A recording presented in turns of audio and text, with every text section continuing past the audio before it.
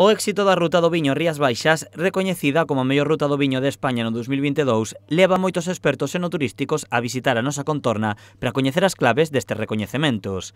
Esta semana é unha delegación de Murcia a que está descubrindo o potencial das Rías Baixas. E, bueno, están un pouco coñecendo o funcionamento de como xestionamos o enoturismo, como xestionamos a ruta, as nosas adegas, como fan as súas actividades, as experiencias e un pouco un viaxe de familiarización, de aprendizaxe duns dos outros, non? A delegación murciana ven concretamente da ruta do viño de Bullas.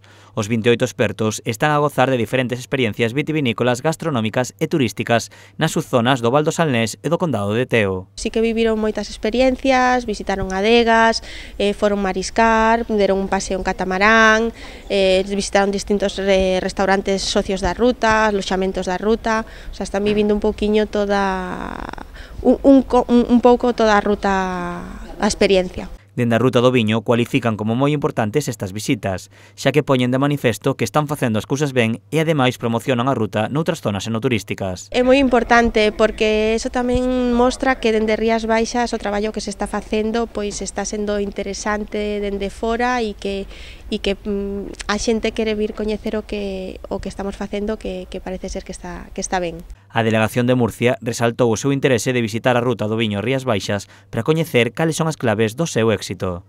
Intentando ver qué es lo que estáis haciendo en la zona, qué es lo que se está trabajando, las bodegas, los restaurantes, intentar un poco copiar esa actividad y creo que el sentir de toda la expedición ha sido muy gratificante. Estamos viendo muchas cosas que creo que de una manera u otra vamos a poder llevarlo al territorio. Os expertos están valorando de forma moi positiva o seu paso polas Rías Baixas. Sinalan que xa se levan algunhas ideas para poñer en marcha na ruta do viño de Bullas. La idea es que en breve haremos alguna reunión y demás y pondremos un poco en común todas las ideas, pero un tema que nos comentaron ayer en una sesión de trabajo que estuvimos haciendo con Laura y con Elena, el tema de una cata ciegas para poner un poco en valor los vinos de la ruta, pues seguro que eso se va a poner en marcha, con menos cantidad de gente, eso sí, pero vamos a poner en marcha.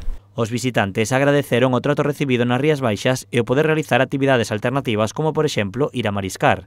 Dende a ruta do viño Rías Baixas sinalan que o turismo está mellorando de novo e que están recibindo numerosas visitas.